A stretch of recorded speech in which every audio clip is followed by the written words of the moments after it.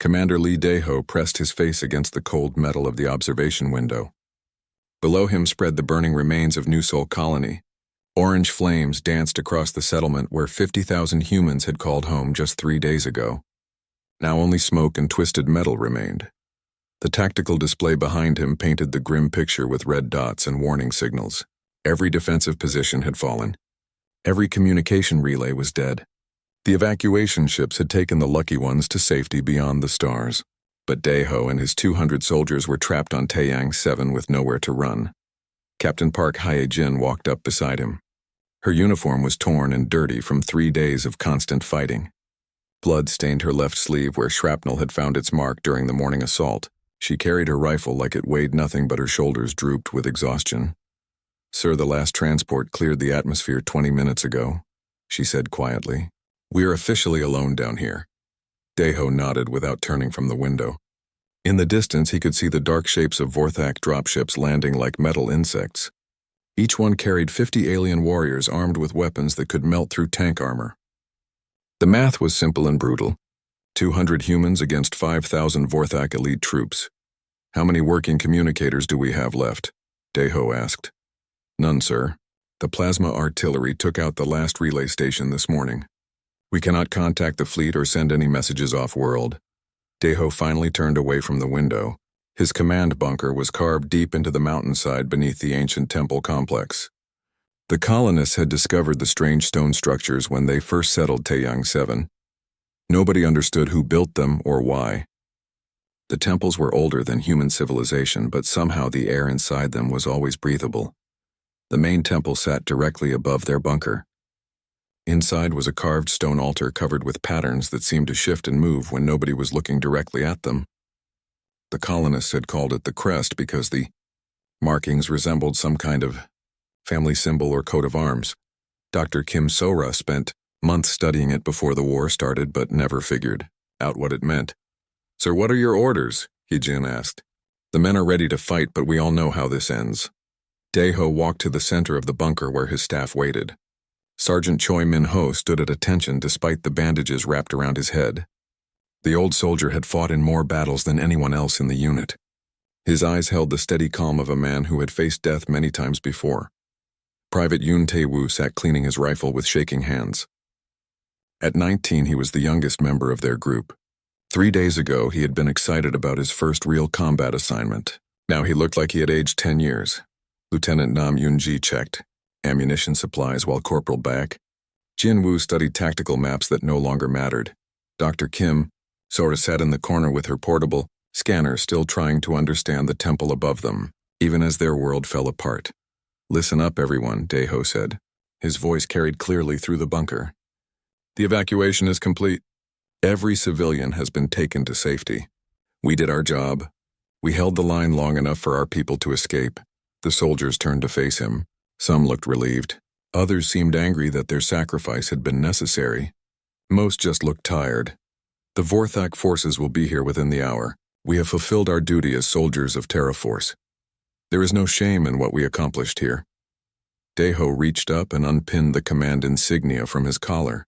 The small metal badge had been given to him 5 years ago when he first took command of Battalion 77. It represented authority and responsibility in the lives of every person under his command. "I am going upstairs to the temple. I will broadcast our surrender on all frequencies so the Vorthak know we are no longer fighting. Maybe they will treat us as prisoners of war instead of executing us on sight." He walked toward the stone steps that led up to the temple. His boots echoed against the ancient stones as he climbed. Behind him, he heard his soldiers following. Nobody wanted to be alone in their final moments. The temple was exactly as the colonists had left it. Smooth stone walls rose 30 feet above them. Carved columns supported a domed ceiling, covered with more of those strange shifting patterns. In the center of the circular chamber stood the altar with the mysterious crest carved into its surface. Daeho approached the altar slowly. The stone felt warm under his fingers as he traced the intricate patterns. For just a moment, the carving seemed to pulse with faint light, but he decided it was just his imagination. He placed his command insignia on the altar next to the crest. The metal badge looked small and ordinary against the ancient stone. Around him, his soldiers formed a circle. Some knelt in prayer. Others stood at attention, waiting for whatever came next. Daeho activated his personal communicator and set it to broadcast on all frequencies. The Vorthak would hear his words. Maybe somewhere in the galaxy other humans would hear them too and remember that Battalion 77 had done their duty. "This is Commander Lee Daeho of Terra Force Battalion 77, he said clearly. "We have fought with honor, but we are overwhelmed. I hereby declare the end of human resistance on Taeyang 7. We surrender to Vorthak forces and request treatment according to Galactic Military Convention.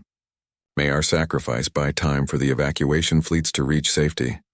The moment his words ended, something incredible happened.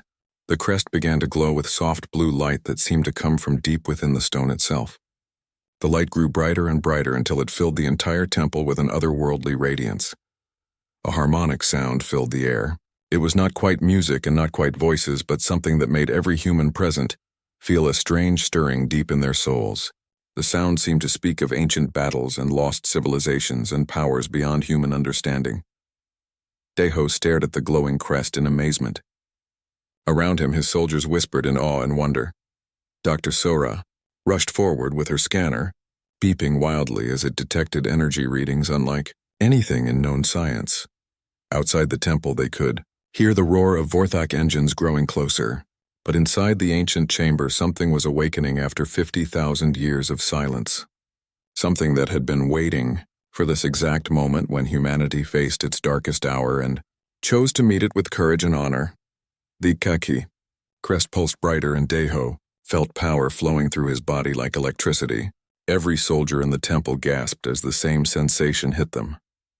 They were changing. They were becoming something more than human. The final battle for Taeyang 7 was about to begin. Dr. Kim Sora stumbled forward toward the glowing crest with her scanner held out in front of her like a shield. The blue light washing over the temple grew brighter with each passing second. The patterns carved into the stone altar seemed to move and dance like living things writing messages in a language nobody could read. "This is impossible," Sora whispered. Her scanner beeped frantically as numbers scrolled across its small screen faster than she could read them. "The energy readings are off the scale. This stone has been dormant for thousands of years. What activated it now?" Commander Daeho felt the warmth spreading through his chest where the blue light touched him. It was not painful, but it was strange and powerful. His heartbeat slowed, then steadied into a rhythm that felt deeper and stronger than before. When he looked at his hands, they appeared normal, but somehow he knew they could do things that should be impossible. "Everyone stay calm," Daeho ordered. His voice sounded different to his own ears. Clearer, more certain. "Dr. Kim, what is happening here?" Before Sora could answer, the ground shook beneath their feet. Outside the temple, the roar of Vorthak dropships grew louder. The alien warriors were landing in the courtyard beyond the temple walls. Within minutes, they would breach the entrance and the humans would face their final battle. Sergeant Choi Minho gripped his rifle tighter as the shaking subsided. The old soldier had fought aliens before, but never had he felt anything like the sensation running through his body now. His combat implants that usually provided basic targeting assistance were suddenly feeding him information at 10 times their normal rate. He could sense movement outside the temple walls. He could feel the positions of enemy forces like they were painted on a map inside his mind. "Sir, something is wrong with my implants," Minho said. "They are showing me things they should not be able to detect." "Mine too," Lieutenant Nam Yunji added. She blinked rapidly as data flooded her visual display. "I can see through the walls. I can see Vorthak soldiers forming up outside. There are at least 200 of them in the courtyard." The blue light from the crest pulsed stronger and a deep humming sound filled the temple. The sound was not coming from any machine or device. It seemed to come from the stones themselves, as if the entire temple was singing a song that had been silent for 50,000 years. Private Yun Tai Wu dropped his rifle in shock as the humming grew louder. The young soldier pressed his hands over his ears, but the sound was inside his head now. It was not painful, but it was overwhelming. He could hear whispers in the humming. Voices speaking words he almost understood. Messages from something ancient and powerful. "I can hear them," Tai Wu gasped. "There are voices in the light. They are trying to tell us something." Corporal Baek Jinwoo felt it too. Every human in the temple could hear the whispers now. The voices spoke of battles fought across galaxies, of civilizations that rose and fell before Earth was even born, of a race that once stood against the darkness between stars, and left behind these temples as gifts for those who would come after. Then Dr. Sora's scanner suddenly went dark as the energy overload fried its circuits. She tossed the useless device aside and approached the Crest with nothing but her scientific training and her courage. The stone felt warm under her fingertips. The carved patterns seemed to respond to her touch, glowing brighter wherever her fingers traced their lines. "Commander, this is a quantum broadcast system," Sora said with growing excitement in her voice. "The Crest is not just glowing. It is transmitting information directly into our brains through quantum entanglement. Whoever built this temple knew about technology we have not even discovered yet." A massive explosion shook the temple walls. The Vorthak forces had begun their assault. Plasma charges detonated against the ancient stone, sending cracks spiderwebbing across the columns. The aliens would not wait politely while the humans figured out what was happening to them. The temple entrance exploded inward in a shower of stone and dust. Through the smoke came the first wave of Vorthak shock troopers. These were not regular soldiers. These were the elite Razor Claw units that the Empire saved for crushing the hardest resistance. Each warrior stood 9 feet tall with chitinous black armor covering their bodies. Their weapons glowed with deadly plasma energy, ready to burn through anything in their path. "Open fire," Deho shouted. His soldiers raised their rifles and began shooting at the advancing Vorthaks. The humans knew their small arms fire would barely scratch the armor of these elite troops, but they had to try. They would die fighting rather than die kneeling. The Razor Claw commander pointed a massive clawed hand at the humans and barked orders in the harsh Vorthak language. His troops spread out in a perfect assault formation. They had destroyed 1,000 human positions before. This would be no different than any other slaughter. The first plasma bolt screamed across the temple, aimed directly at Private Tewu's chest. The young soldier saw the glowing projectile coming toward him and knew he had no time to dodge. He was going to die in the next second. Fear flooded through him and he threw up his hands in a useless gesture of protection. The plasma bolt stopped. It hung in the air 3 feet from Tewu's outstretched hands, glowing and crackling with deadly energy. The young soldier stared at it in shock, unable to understand what he was seeing. The bolt held position for 3 long heartbeats that felt like an eternity. Then it simply dissolved into harmless light that faded away into nothing. The Vorthak troops hesitated in confusion. Their weapons never failed. Their plasma technology was superior to anything humans possessed. Yet somehow this weak young mammal had stopped a killing shot with nothing but his bare hands. The Crest pulsed brighter, and the humming sound became almost deafening. Every human in the temple felt power surge through them like lightning. The ancient voices in their minds grew clearer, speaking words about inheritance and awakening and tests that must be passed. Sergeant Minho felt his enhanced reflexes suddenly multiply beyond anything his military implants should provide. He could see the Vorthak soldiers moving in slow motion, as if time itself had changed for him. He raised his rifle and fired 3 shots that curved through the air around pillars and found their marks in the gaps of alien armor. 3 Razor Claw troops fell before they understood what killed them. Lieutenant Yoonji discovered she could sense enemy positions behind walls and around corners. Her mind painted perfect tactical pictures showing her exactly where each Vorthak soldier stood and which direction they would move. She called out coordinates to her squad and they fired blind shots that found targets they could not see. Corporal Jianwu squeezed his trigger and watched in amazement as his bullets accelerated beyond normal velocity. The rounds punched through Razor Claw armor like it was paper, instead of advanced alien composite material. His basic rifle had somehow become a weapon that could challenge the best technology the Vorthak Empire possessed. The Razor Claw commander roared orders at his troops, who began falling back in disorder. This was not supposed to happen. Humans were weak creatures with primitive weapons and no special abilities. Yet these humans were fighting like they possessed powers that should not exist in the physical universe. Dr. Sora stood with her back pressed against the altar, watching the impossible battle unfold before her. Her scientific mind tried to find rational explanations, but everything happening violated the known laws of physics. The Crest was changing them. The ancient temple was unlocking something hidden deep in human genetics, something that had waited 50,000 years for the right moment to awaken. Commander Deho felt the change most powerfully. As the ranking officer and the one who had placed his insignia on the altar, he seemed to be the focus of whatever the Crest was doing. Images flooded his mind, showing him star charts of the entire galaxy. He saw ancient battlefields where beings of incredible power fought against creatures made of darkness and void. He understood suddenly that humanity was not alone in the universe. They had never been alone. They were the children of something far older and greater than anyone had imagined. The Vorthak forces retreated from the temple, leaving their dead behind. The Razor Claw commander transmitted urgent messages to his fleet, describing impossible human abilities and requesting immediate reinforcement. The mammals were supposed to be easy prey, but somehow they had become dangerous. Inside the temple, the blue light from the crest began to spread. It flowed like water across the floor and up the walls. Everywhere it touched, the ancient stones came alive with glowing patterns. The entire structure was awakening after millennia of sleep, responding to the presence of humans who carried the genetic markers it had been designed to recognize. "What have we become?" Corporal Jinwoo asked quietly. Dr. Sora looked at the glowing crest and then at her fellow humans who now possessed abilities that should be impossible. She thought about the ancient voices whispering secrets in their minds. She considered the technology that could grant such powers to ordinary people. "I think," she said slowly, "I think we just became what we were always meant to be." The battle that followed would be remembered for generations as the moment when humanity changed forever.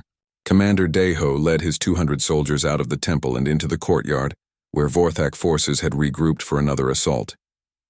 The blue light from the crest followed them like a protective shield, making their bodies glow with supernatural radiance. "Sergeant." Minho moved through the battlefield with speed that should have been impossible for a human body. His enhanced reflexes allowed him to dodge plasma fire that would have killed him seconds before. He ran along the temple wall, defying gravity as his feet found purchase on the vertical stone surface. From his elevated position, he fired down at surprised Vorthak soldiers who could not understand how a human was running on walls. Lieutenant Yoonji crouched behind a damaged transport vehicle and closed her eyes. Her newfound awareness spread out like invisible fingers, touching everything within 300 meters. She could sense 17 Vorthak soldiers hiding in the ruins of the administration building. She could feel their heat signatures and hear their nervous breathing. She could even predict which direction they would move before they moved. "Corporal Jinwoo, take your squad to the east wall," Yoonji called out without opening her eyes. "Enemy reinforcements coming from that direction in 30 seconds. Jinwoo did not question how his lieutenant knew this. He had seen too many impossible things in the past hour to doubt anything anymore. He positioned his squad exactly where Yoonji directed, and when the Vorthak troops appeared, they walked straight into a perfect ambush. Private Tai Wu stood in the open, drawing enemy fire like he was invincible. Plasma bolts streaked toward him from multiple directions, but none of them reached his body. The young soldier had discovered he could create some kind of invisible barrier around himself. The energy field absorbed incoming fire and dissipated it harmlessly. He had become a walking shield that his squad mates could shelter behind. Captain Park Hae-jin coordinated the defense with tactical precision that amazed even herself. Her mind processed battlefield information at incredible speed. She could track the movements of all 200 human soldiers and over 1,000 Vorthak troops simultaneously. She knew exactly where to position her forces for maximum effectiveness. She could predict enemy tactics minutes before they executed them. "Commander, the Vorthak are preparing a flanking maneuver from the north," Hae-jin reported. "I recommend we reposition 3rd Squad to counter their advance." Daeho trusted his captain's enhanced awareness completely. "Make it happen, Captain." The Vorthak forces were growing desperate. Their initial assault had been repelled by humans who suddenly possessed abilities that violated all known military doctrine. Their elite Razor Claw troops had been defeated by soldiers armed with basic rifles and impossible powers. Now they were losing ground to an enemy that should have been extinct an hour ago. Vorthak Commander Vraktal watched the battle through his tactical display and could not believe what he was seeing. The human life signs were registering at levels far beyond normal mammalian biology. Their combat effectiveness had increased by factors that made no scientific sense. Most disturbing were the energy readings coming from the temple structure itself. Something ancient and powerful had awakened on this world. "All units fall back to secondary positions," Vraktal ordered. "Request orbital bombardment authorization from Fleet Command. These humans are exhibiting impossible capabilities. Standard assault protocols are ineffective." Inside the temple, Dr. Sora worked frantically to understand what was happening to them. The crest continued to glow with that beautiful blue light that seemed to reach into the soul of every human nearby. Her destroyed scanner was useless, but she did not need technology anymore. She could feel the quantum connections that the crest had created between all the humans on the planet. The information flowing into her mind was overwhelming. She saw visions of the beings who built these temples millions of years ago. They called themselves the progenitors, and they had seeded life across thousands of worlds. They had encoded special markers into the genetics of certain species markers that could be activated under the right conditions. Humans carried these markers. Every person on Earth and in the colonies possessed DNA sequences that matched the progenitor blueprint with 97% accuracy. The temples were designed to recognize these markers and activate them when humans reached a certain point in their evolution. The trigger was not technology or intelligence. It was something deeper. It was the willingness to sacrifice everything for others. The willingness to face extinction with courage and honor. Commander Deho's surrender had been the key. His declaration of the end of human resistance while standing before the Crest had satisfied some ancient protocol. The temple recognized his sacrifice as proof that humanity was ready to inherit the gifts left behind by their genetic ancestors. Sora gasped as more information flooded her consciousness. The progenitors had not simply vanished. They had transcended physical existence, entirely moving into higher dimensions of reality that humans could barely imagine. But before they left, they created a network of temples across the galaxy. These structures would wait patiently for millions of years until species arose that carried the right genetic markers. Then the temples would activate and begin preparing those species for their true purpose. "Commander?" Sora shouted across the battlefield. "I understand now. The Crest is not just giving us powers. It is transforming us. We are becoming what the progenitors intended us to be." Deho ducked behind cover as plasma fire scorched the air above his head. "What does that mean, Doctor?" "It means we are not fighting for survival anymore. We are participating in something that was planned millions of years ago. The progenitors left these temples to guide their descendants. We are those descendants, Commander. We are their children finally coming into our inheritance." The blue light from the Crest suddenly intensified and spread beyond the temple walls. It washed across the entire courtyard, touching every human soldier and making them glow like stars. The Vorthak troops fell back in terror as the mammals before them transformed into beings of light and power. Corporal Baek Jin-woo felt the change rush through him like a tidal wave. His body strengthened until he could lift debris that would have required heavy machinery minutes before. His rifle became an extension of his will, allowing him to strike targets with perfect accuracy regardless of distance or obstacles. He was more than human now. He was something greater. All across the battlefield, the transformation spread. Humans who had been exhausted and wounded moments before now stood tall and strong. Their injuries healed as the blue light touched them. Their weapons became more effective, as if the Crest was enhancing the technology itself. They moved as one unified force connected by invisible threads of quantum consciousness. But the awakening was not limited to the soldiers in the temple. The blue light from the Crest shot upward into the sky like a beacon. It spread across the planet at the speed of light, touching every human settlement and every buried temple. Activation networks that had slept for millions of years suddenly came online, responding to the signal from Taeyang 7 in. The northern mining colony's engineer O.J. Sung watched in amazement as his equipment began operating at 10 times normal efficiency. His plasma cutter that usually took hours to bore through rock now sliced through stone like it was soft butter. The mining tunnels around him lit up with glowing patterns identical to those in the temple where Commander Deho fought for survival. In the abandoned capital city, Colonial Administrator Shin Yuna felt the awakening touch her consciousness. She had been hiding in the ruins trying to avoid Vorthak patrols. Now suddenly she could sense the entire city around her. The ancient infrastructure buried beneath the streets responded to her thoughts. Defense systems that nobody knew existed came online at her mental command. Weapon platforms rose from hidden silos ready to protect her. The planet itself was transforming. The Crest in the temple was just one node in a massive network. As it activated, the signal spread to hundreds of other sites. Every place where humans had tried to make a home became a point of light in the growing web. The network was designed to connect across vast distances, allowing instant communication and coordination between all activated sites. Deho felt the expansion of his awareness as more humans joined the network. His consciousness touched minds across the planet. He could sense the frightened colonists in the north discovering their new abilities. He could feel the determination of Administrator Shin as she activated city defenses. Every human on Taeyang 7 was becoming part of something greater than themselves. The Vorthak fleet in orbit detected the massive energy signatures blooming across the planet's surface. Their sensors showed quantum fluctuations that exceeded anything in their databases. Fleet Admiral Kethmore received reports from ground commanders, describing humans with impossible abilities, and ancient technology activating itself without any operators. "This is a progenitor activation event," one of the fleet science officers reported with fear in his voice. "The planet is undergoing transformation. The humans are integrating with ancient systems." Admiral Kethmore felt cold dread settle into his stomach. Across the surface of Taeyang 7, 50,000 human survivors felt the transformation touch their souls. The blue light from the temple network reached into every settlement, every hiding place, every dark corner where frightened colonists waited for death.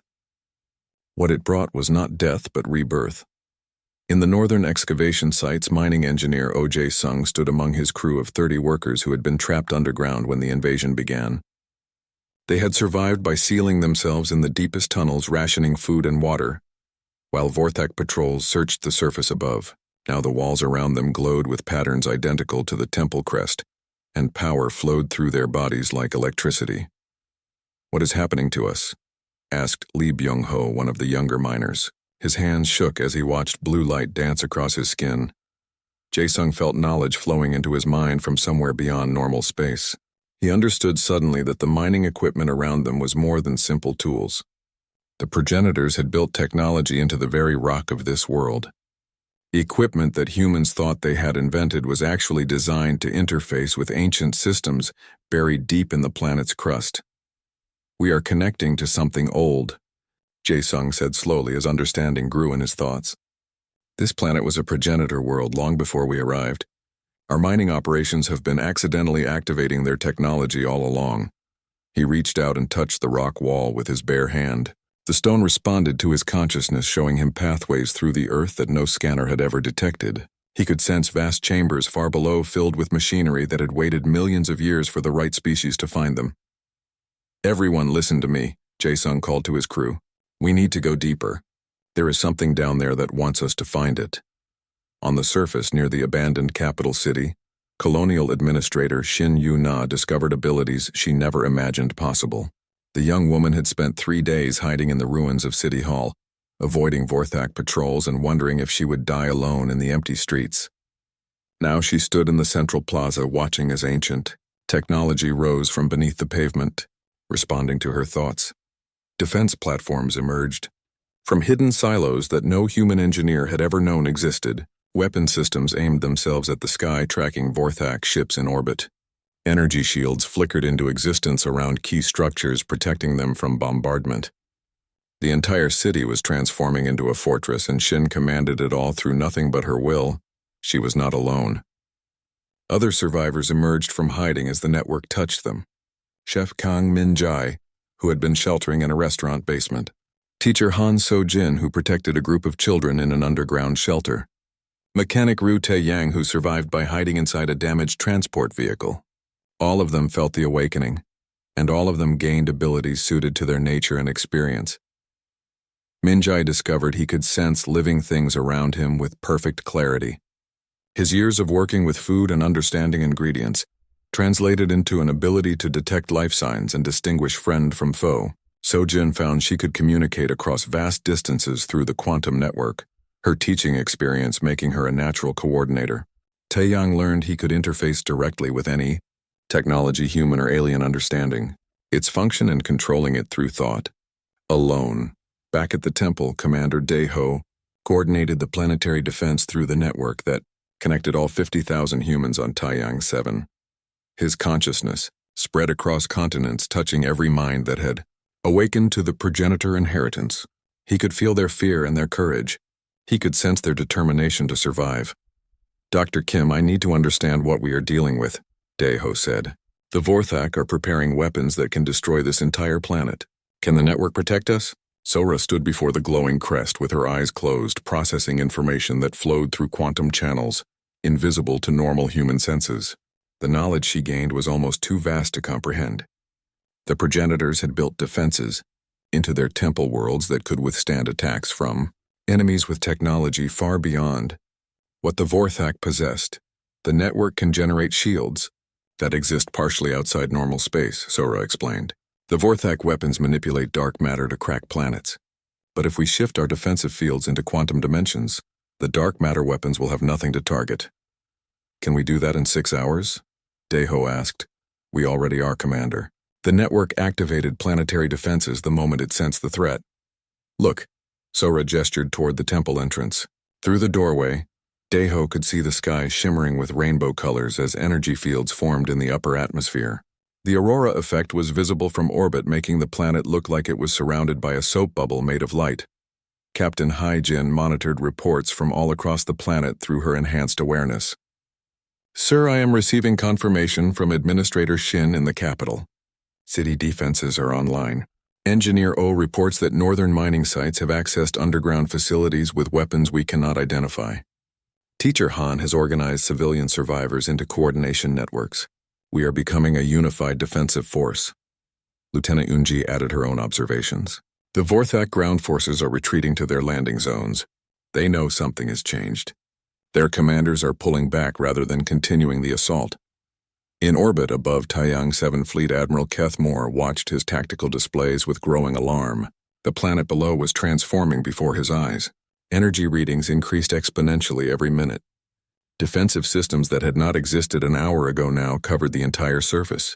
Most disturbing were the quantum signatures that suggested the humans had accessed technology far beyond their normal capabilities. How long until void render weapons are ready? Keth Moore demanded. 5 hours, Admiral, his weapons officer reported. The dark matter collectors need time to achieve critical density. Accelerate the process. I want those weapons ready in 3 hours. Admiral, that risks destabilizing the dark matter matrix. The weapons could malfunction. I would rather risk malfunction than give these humans more time to prepare. Whatever they have activated down there is progenitor technology. We cannot allow them to fully integrate with those systems. Keth Moore had seen records from previous encounters with progenitor activation events. The Vorthak Empire had spent 10,000 years expanding across the galaxy, crushing any species that showed signs of accessing ancient technologies. They served a purpose they barely understood themselves. They were tools of something called the Silence, a force that prevented any species from achieving the kind of transcendence the progenitors had reached. The Silence did not communicate with the Vorthak directly. It simply guided their expansion, ensuring they destroyed progenitor sites wherever they were found. In return, the Silence provided the Vorthak with technology slightly more advanced than other species they encountered. Weapons like the Void Renders that could crack planets, shields that could withstand most attacks, faster-than-light drives that let them conquer star systems efficiently. But now the Vorthak faced humans who had activated a full planetary network. This was beyond anything Keth Moore had dealt with in his 40 years of service. The protocols were clear. Destroy the planet completely. Leave nothing that could spread the awakening to other worlds. Make an example that would terrify any other species that discovered progenitor ruins. Deep underground in the northern mines, Jae Sung and his crew discovered the first of the ancient chambers. The room stretched for hundreds of meters in all directions, carved from solid rock with walls that gleamed like metal. In the center stood a structure similar to the temple Crest, but larger and more complex. Patterns covered every surface, glowing with soft blue light that welcomed them. "What is this place?" whispered Lee Byung-ho in awe. Jae Sung approached the central structure and placed his hand on its surface. Information flooded into his mind, showing him the true purpose of this chamber. It was a weapons facility, a forge where the progenitors had built tools to defend their worlds from threats that came from the darkness between galaxies. "This is an armory," Jae Sung said with certainty. "We can build weapons here. Not the simple guns and explosives we have been using. Real weapons. The kind the progenitors use to fight wars across dimensions." He closed his eyes and let his consciousness merge with the ancient systems. The machinery responded to his thoughts, humming to life after millions of years of sleep. Manufacturing systems activated. Energy collectors drew power from the planet's core. Assembly platforms rose from the floor, ready to build whatever the awakened humans needed. "Contact Commander Deho," Jae Sung ordered. "Tell him we have access to progenitor manufacturing capabilities. We can arm this planet properly." Across the network, Deho received the message and felt hope surge through his consciousness. They had 3 hours before the Vorthak weapons were ready. 3 hours to prepare defenses and create weapons that could fight back. 3 hours to prove that humanity deserved the inheritance the progenitors had left them. All network nodes, this is Commander Deho, he broadcast to every awakened human on the planet. Fleet Admiral Kethmore stood on the bridge of his flagship, watching the planet below transform into something he had been trained to fear.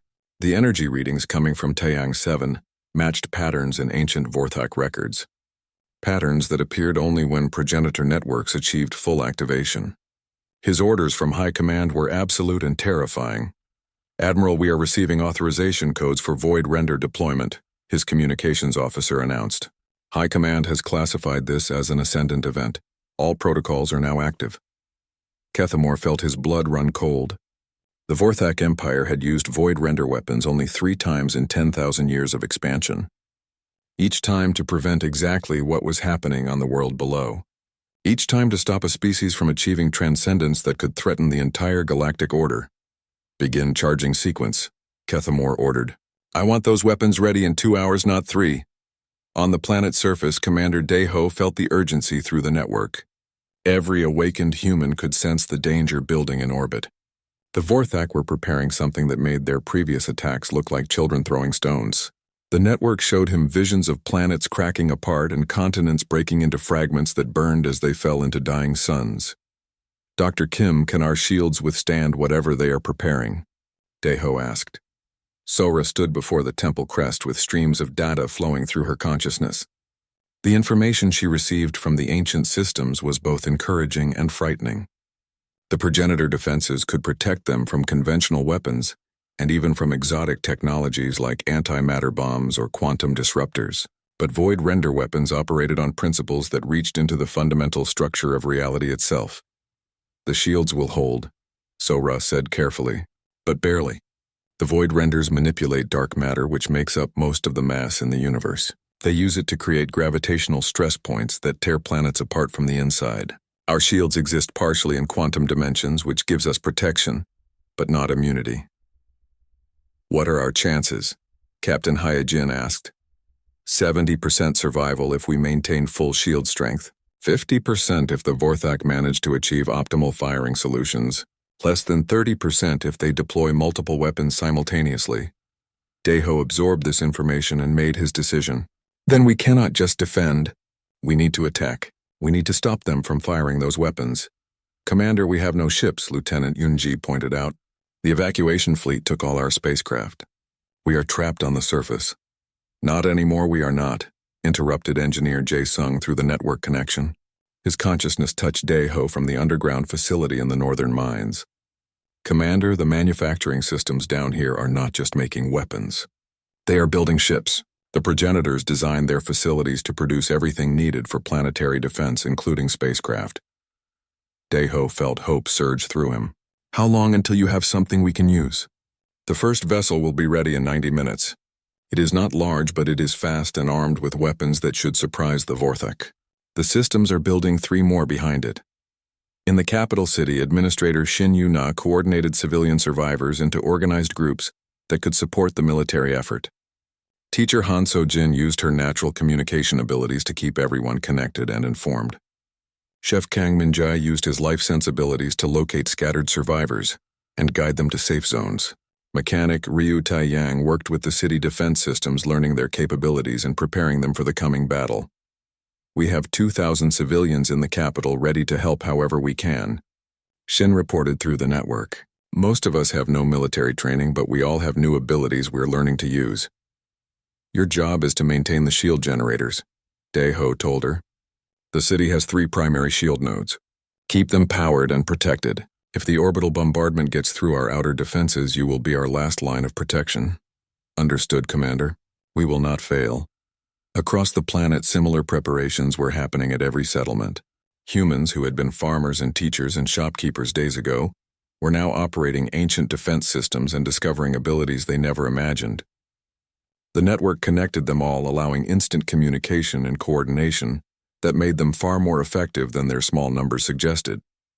In orbit, the Vorthak fleet prepared for the final assault. Admiral Kethmore had positioned his ships in a formation designed to deliver maximum firepower while protecting the vessels carrying the Void Render weapons. 3 massive dreadnoughts moved into position above the planet, each one carrying a single void render in its heavily armored core. Dark matter collection at 60%, the weapons officer reported. 70 minutes until firing readiness. Kethmore studied the tactical display showing energy patterns on the planet below. The humans had created a defensive network far more sophisticated than anything they should be capable of.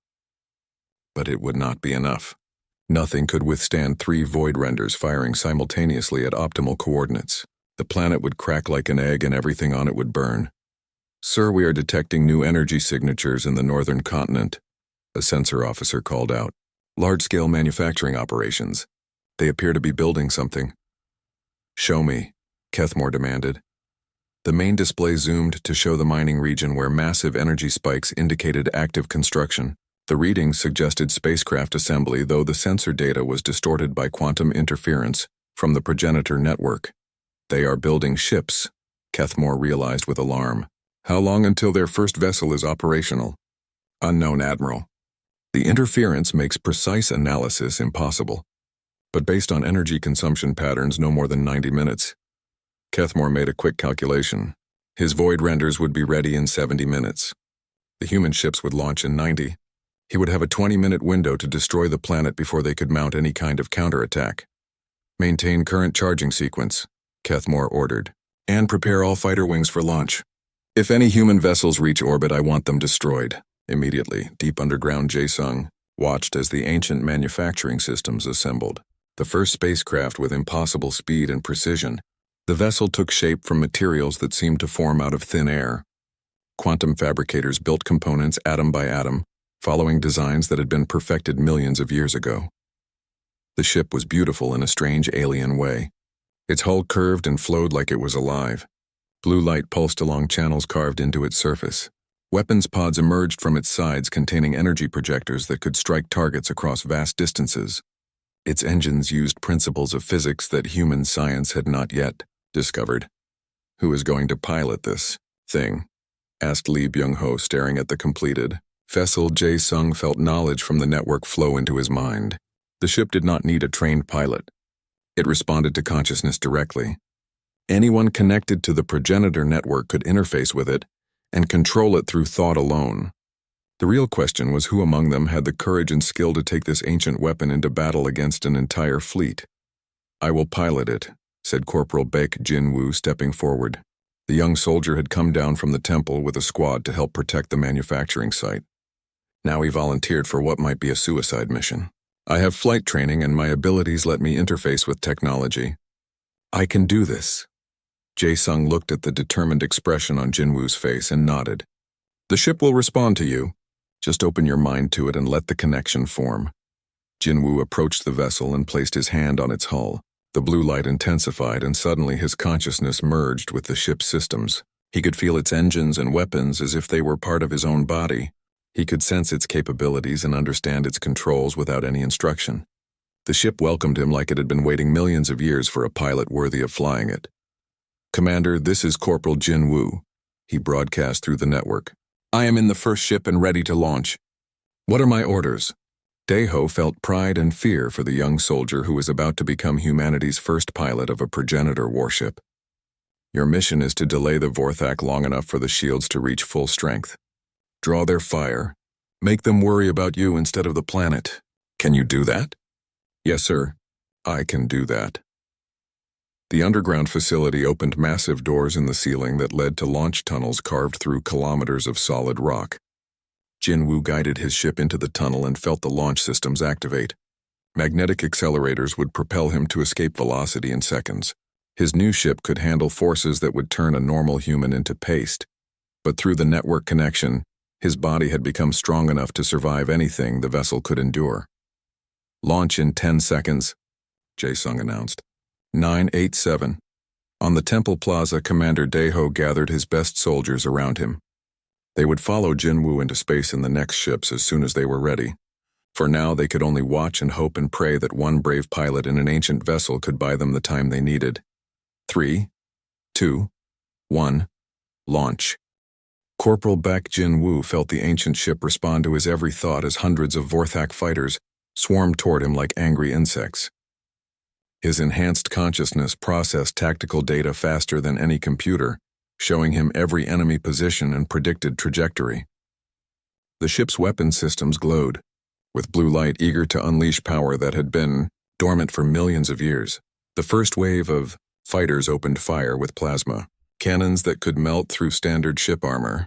Jinwoo did not try to dodge. Instead, he let the ship's shields absorb the incoming fire. The blue energy barriers flickered as they converted the plasma into harmless radiation. The Vorthak weapons that could destroy human warships barely scratched the progenitor defenses. "Is that your best?" Jinwoo whispered. Then he returned fire. The ship's weapons were unlike anything in human or Vorthak arsenals. They did not fire projectiles or energy beams. Instead, they released pulses of distorted space-time that reached across vast distances in an instant. Where the pulses touched Vorthak fighters, reality itself seemed to twist and tear. Ships came apart without explosions, simply ceasing to exist as their molecular bonds dissolved. In 3 seconds, Jinwoo destroyed 20 enemy fighters. In 10 seconds, the number reached 50. The Vorthak pilots, who had been confident moments before, now fled in panic as their squad mates vanished into clouds of scattered atoms. On the flagship, Admiral Kethmore watched in horror as his fighters died by the dozens. "What kind of weapons is that thing using?" "Unknown, Admiral," his science officer replied with fear in his voice. "The weapon signatures do not match anything in our databases. They appear to be manipulating space-time directly at the quantum level. How is one small ship destroying an entire fighter wing? That is progenitor technology, Admiral. It does not follow the same rules as our weapons." Kethmore felt ancient fear rise in his chest. The Vorthak Empire had conquered hundreds of species across thousands of worlds, but they had always avoided direct confrontation with active progenitor systems. The records from millions of years ago warned that the ancient race possessed weapons that could unmake reality itself. Now he was seeing those warnings proven true. "Recall all fighters," Kethmore ordered. "Focus fire from the cruiser squadron. I want that ship destroyed now." 6 Vorthak cruisers turned their heavy weapons toward the lone progenitor vessel. Their main cannons could crack moons with sustained fire. Surely even ancient shields could not withstand such concentrated power. The cruisers fired simultaneously. 6 beams of pure destructive energy converged on Jinwoo's position. The space around his ship lit up like a small star as the shields absorbed energy equivalent to multiple nuclear explosions. For a moment it seemed the ancient defenses would fail, but Jinwoo felt the network supporting him. 50,000 human minds connected through quantum channels, all lending their strength to his shields. The blue light intensified as the collective will of humanity reinforced the progenitor technology. The cruiser beam struck an invisible wall and simply stopped, unable to penetrate defenses powered by consciousness itself. "Impossible," Kethmore breathed. "Nothing can withstand that much firepower." Jinwoo smiled inside his ship. He could feel every human on Taiyang 7 connected to him through the network. Their courage flowed into him, giving him strength beyond anything he possessed alone. He was not just one pilot anymore. He was the sword of an entire species finally learning to fight back. "My turn," Jinwoo said. He targeted the nearest cruiser and released a weapon the ship identified in his mind as a dimensional cutter. A line of twisted space appeared between his vessel and the enemy cruiser. The line expanded into a plane that sliced through the Vorthak ship like it was made of paper. The cruiser split in half, both sections tumbling away with atmosphere venting into space. On the planet below, Commander Dae-ho coordinated the defense while monitoring Jinwoo's battle through the network. The young corporal was performing miracles in orbit, but one ship could not hold off an entire fleet forever. They needed more time to complete the shield generators and launch additional vessels. "Engineer Jae-sung, what is the status on the next ships?" Dae-ho demanded. "Second vessel ready in 20 minutes, Commander. Third and fourth will follow at 10-minute intervals. We need them faster. The Vorthak dreadnoughts are nearly ready to fire their planet killers. I am pushing the systems as hard as I can, sir. The manufacturing process cannot be rushed without risking catastrophic failure."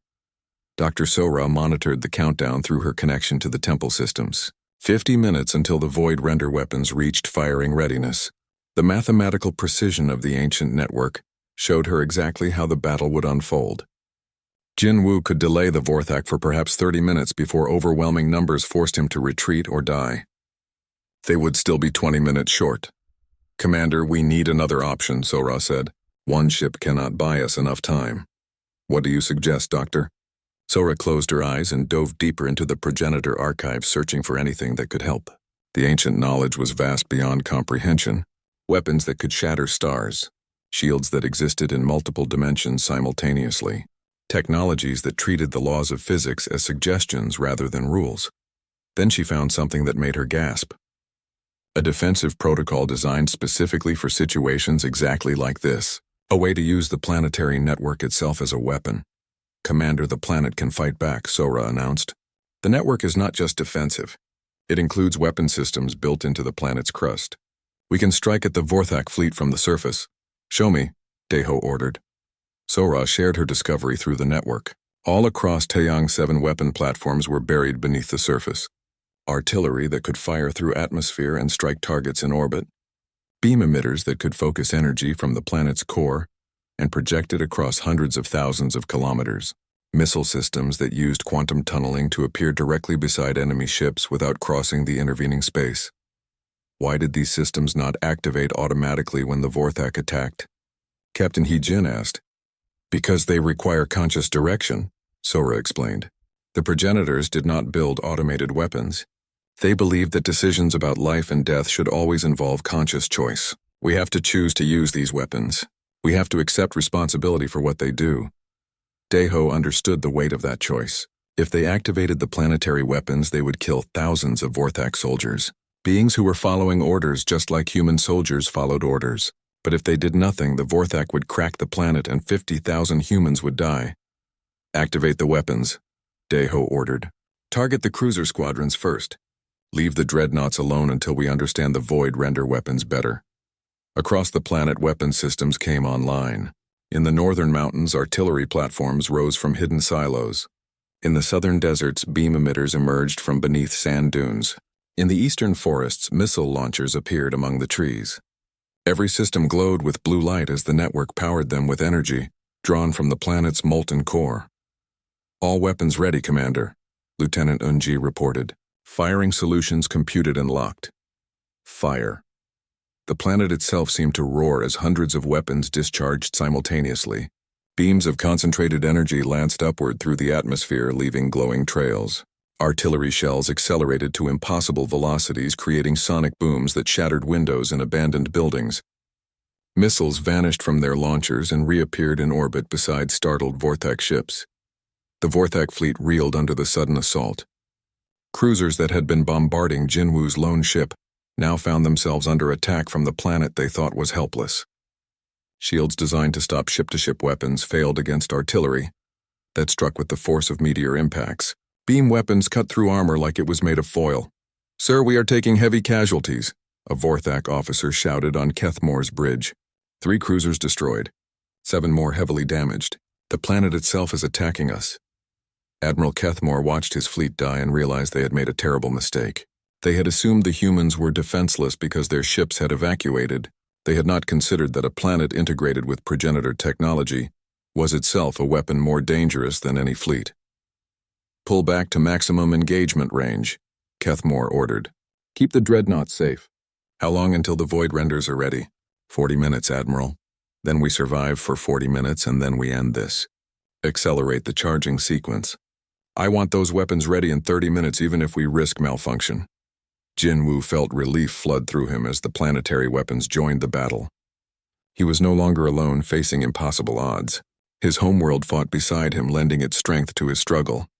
Through the network, he felt the determination of every human on the surface. They would not give up. They would not surrender. They would fight with every weapon they possessed until either they won or they died trying. "Commander, this is Jinwu," he reported. "The Vorthak fleet is pulling back, but the 3 dreadnoughts are moving to a higher orbit. I think they are preparing to fire those planet killers." 6 months had passed since the battle for Taeyang 7 changed everything humanity thought they knew about themselves. Commander Lee Deho stood in the temple where it all began and watched the crest glow with steady blue light. The ancient artifact no longer pulsed with urgent energy. Instead, it hummed with quiet purpose like a heart beating at the center of a vast living organism. The planet had survived. Against all odds, 50,000 humans had held off a Vorthak fleet and prevented the void render weapons from firing. In the final desperate moments when the 3 dreadnoughts reached firing position, Lieutenant Yunji and Private Tae-woo had launched in the third and fourth ships. The four progenitor vessels working together with planetary defenses created a barrier the Vorthak could not penetrate. Admiral Keth Moore had been forced to make a choice no commander wanted to face. Continue the assault and lose his entire fleet, or retreat and report failure to the Empire. He chose survival. The Vorthak ships jumped to faster than light travel, leaving behind wreckage and warnings that the humans of Taeyang 7 had become something dangerous. But victory in one battle was just the beginning of a much larger story, Commander. Daeho, the latest refugee ship, has arrived.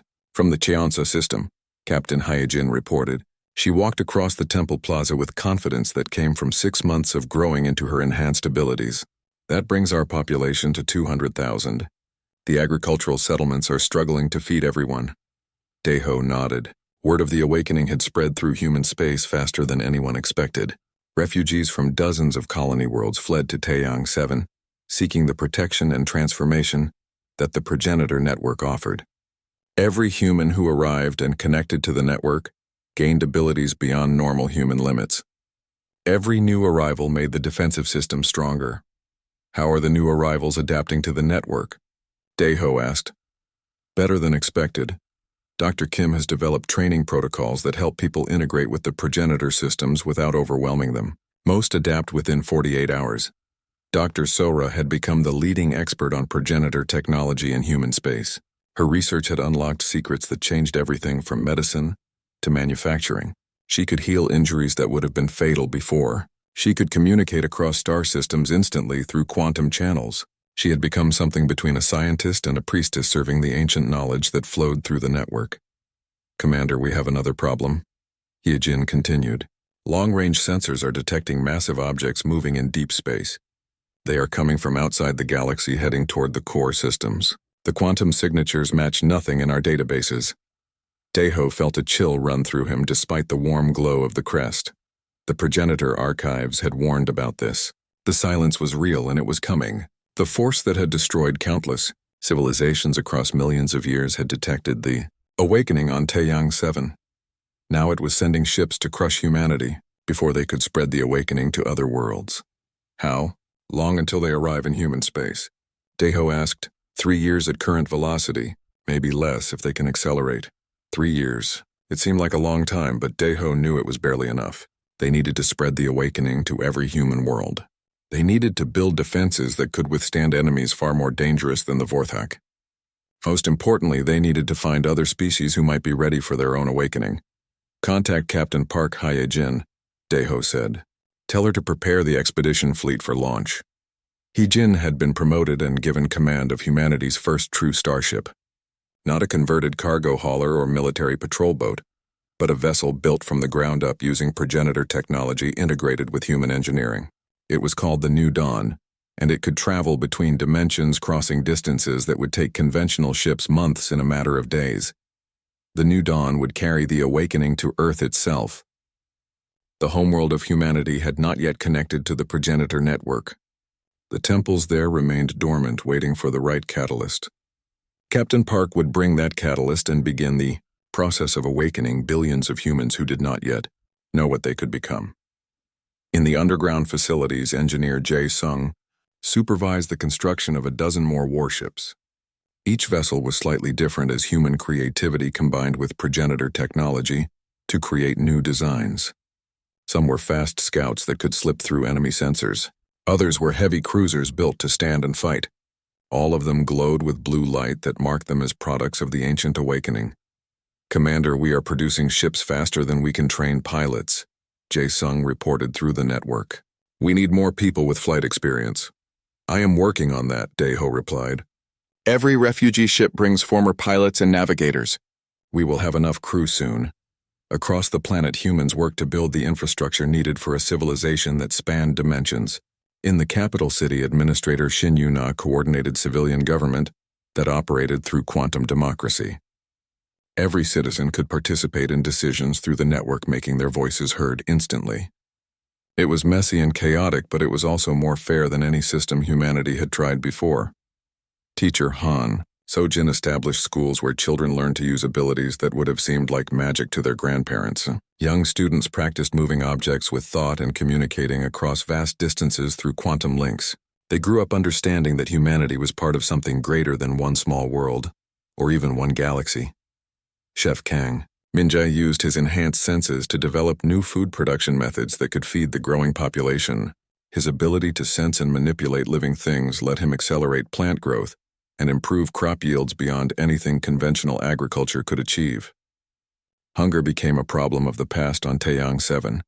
Mechanic Ryu Taeyang built interfaces that let humans control progenitor technology without becoming overwhelmed by its complexity.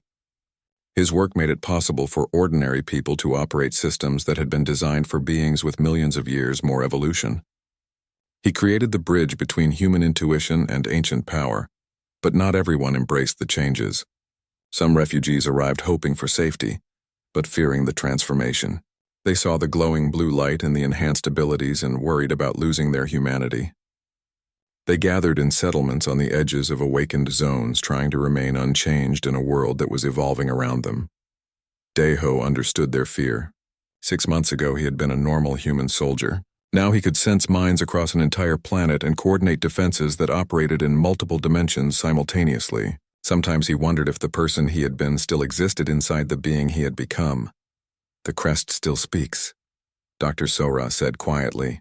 She had walked up beside him without making a sound. "It tells us we are still human, Commander. Just human as we were always meant to be." "How do you know that?" Daeho asked. "Because the progenitors left messages in the network. They knew future species would fear the transformation. They wanted us to understand that awakening does not destroy what we are. It reveals what we have always been." Daeho looked at the crest and felt its steady glow in his mind. The ancient artifact had saved them when they faced extinction. It had given them power to defend themselves and wisdom to use that power responsibly. But most importantly, it had connected them to something greater than themselves. It had shown them they were not alone in the universe. They were part of a family that stretched back millions of years.